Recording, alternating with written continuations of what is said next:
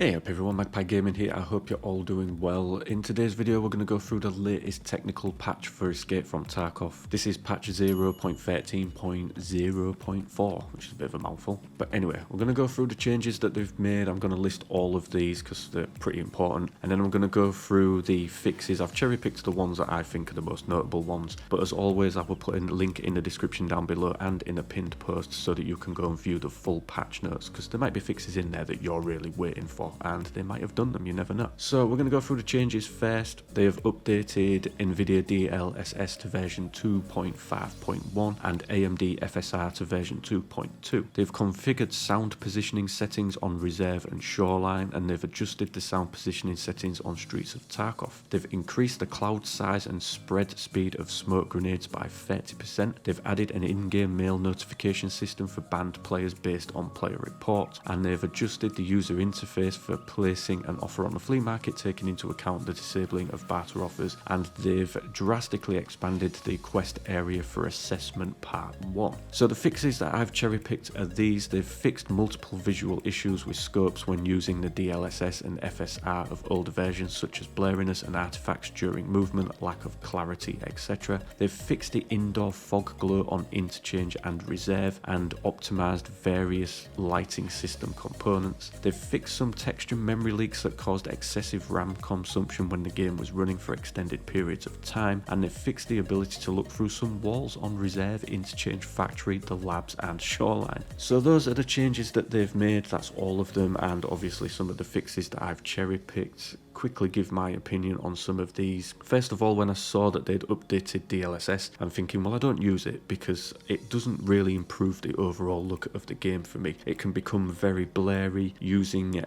scopes and things like that. You don't get much clarity. But then with the fixes, they say that they've fixed multiple visual issues with this, so I might be tempted to give it a go and see how it works. I do get better performance using DLSS, but I really haven't bothered using it because I was having so many issues with it. Then we've got the configured positioning sound settings on Reserve and Shoreline, and they've adjusted the positioning on Streets of Tarkov. Probably not the sound fix that a lot of people were looking for, but I think the issue now is that now that Oculus sound is in the game, if you want to turn it on obviously, they now have to work that sound into the maps properly. So there's a lot of positioning of sound cues and things like that. They obviously have to have sound bleed through certain of materials. So for instance, you should be able to hear somebody running on a floor above you, but you would obviously hear less if it was concrete and if it's wood, etc. So there's a lot of work to be done, but obviously work is being done, so it steps in the right direction. It probably won't appease the masses. I think a lot of people just want an instant sound fix. I don't think that's ever going to happen. It's just going to take time, but they are of course working on it. They've increased the cloud size and spread of smoke grenades by 30%. A big one for me, this, because I do think that the smoke grenades have just been a waste of time in the game up to this point. They take so long to get going. I mean, you watch Hollywood movies and you see them pop a smoke and it fills an area within a couple of seconds, and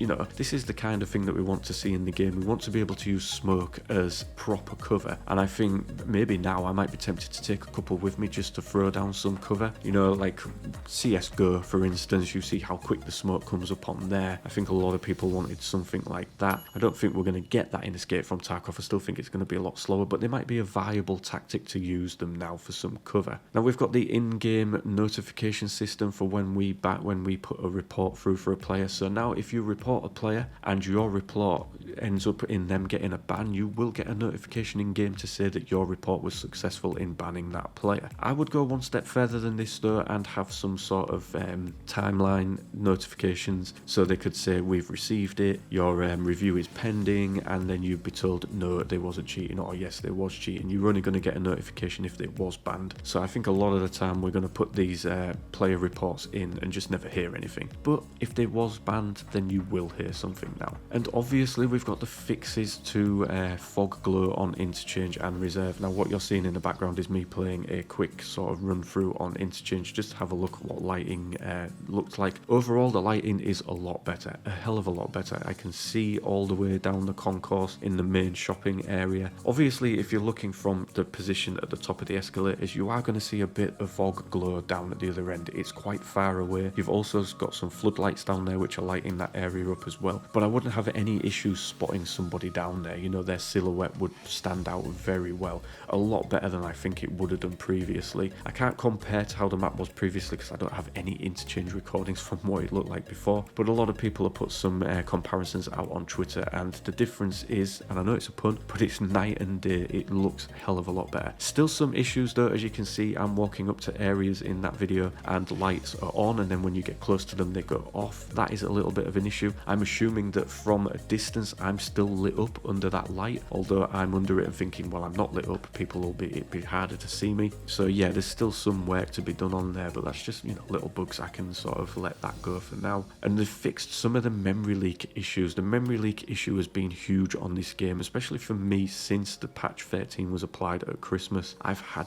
real struggles with the amount of memory that this game is using. The RAM cleaner does work, but it doesn't kick in until the raid has ended. So some raids I've been seeing my PC chugging 14 gigs of RAM, 16 gigs of RAM, and it just seems to rise and rise all the time. Like I say, the RAM cleaner does clean it, but there has been an excessive leak on this, so hopefully it's not as bad now. And the ability to look through some walls, this was something that I haven't heard about, but apparently it has been in the game. So reserve, interchange, factory, labs and shoreline, there were abilities to look through some of the walls. Pretty big one that, but it looks like they've done some work on that. So overall a good patch. I think a lot of people are focusing on the new lighting in interchange as being a game changer for that map, and looking on it myself, I have to say I agree. That map will be now a lot more playable than it was before. No fixes for the invisible player bug at the moment, no mentions of it. We know that it's still going on. I don't think it's as big of an issue as it used to be, but it is still present in the game, and for raids where that's happening, that's a game breaking. That's game breaking for that raid that you're in, if you're both the invisible one or coming up against invisible players. But you know, give Battlestate their due, they're working on it. And as a side note, Battlestate have just announced that they will be doing a Tarkov TV podcast that's going to be live on April the 7th, and that's going to be 5 PM UK time, so you're probably looking at around dinner time to early afternoon time for you guys over in the United States. So yeah, I'm highly looking forward to what they talk about on this. They say that they're going to be focusing on the current ongoing work and future plans of the game, so it'll be interesting to see what they're going to say on that. It's been a while since they did one. I think they're going to get bombarded with questions in the comments section. A lot of it will be about cheating in Tarkov, but you know, it's just, that's one of those ongoing things. But yeah, it'd be interesting to see what's going to be coming up. But overall, a good patch from Battlestate, definitely moving in the right direction. Let me know your thoughts and feelings on this patch down in the comments section below, and as always, ladies and gentlemen, thank you very much for watching and listening. Don't forget to like, share and subscribe. Stay safe, and I'll catch you in the next one. Take care.